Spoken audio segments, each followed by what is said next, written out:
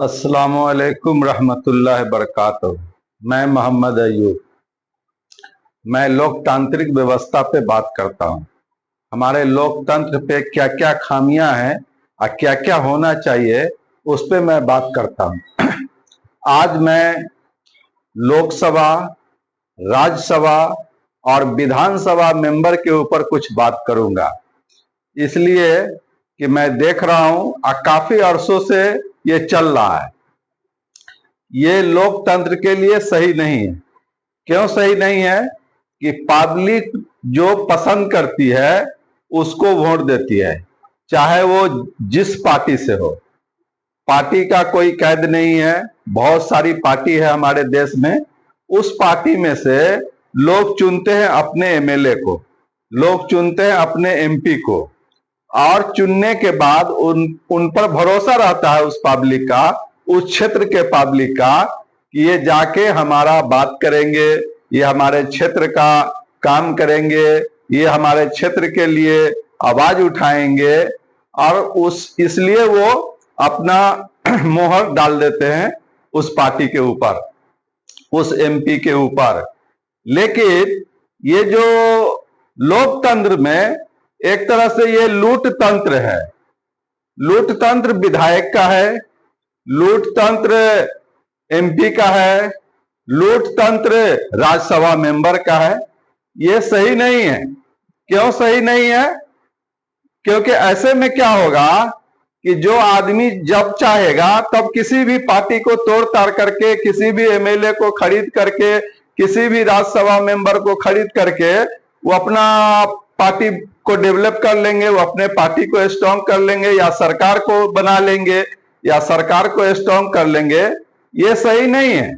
इसलिए मैं पूरे भारत के लोगों से अपील करूंगा, और खास तौर पे जिहोश भारत के लोगों से अपील करूंगा, जो बुद्धिजीवी है उनसे मैं अपील कर रहा हूं कि आप लोग इसके लिए आवाज उठाएं।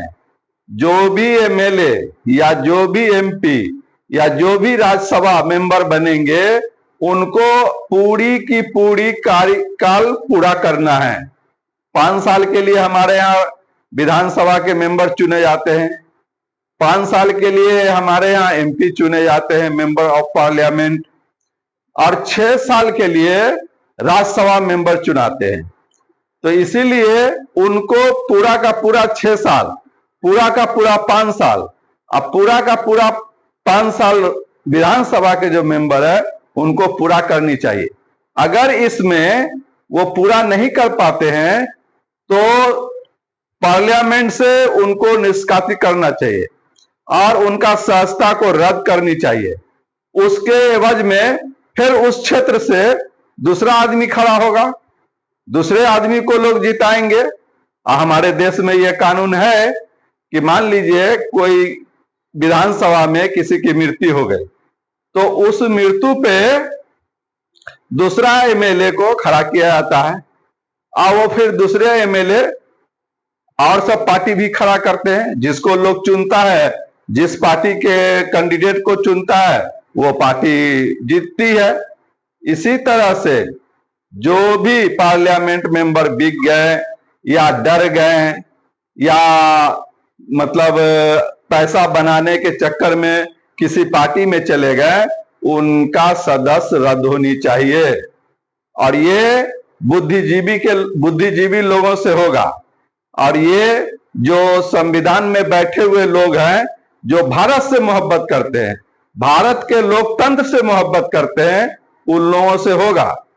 और अगर ऐसा ही रहा तो पता नहीं आने वाला जो वक्त है, आने वाला जो हमें वक्त दिखाई दे रही है, हर चौथे महीने, छठे महीने या साल में किसी न किसी पार्टी को तोड़ा जाएगा और कोई ना कोई पार्टी की सरकार बनेगी।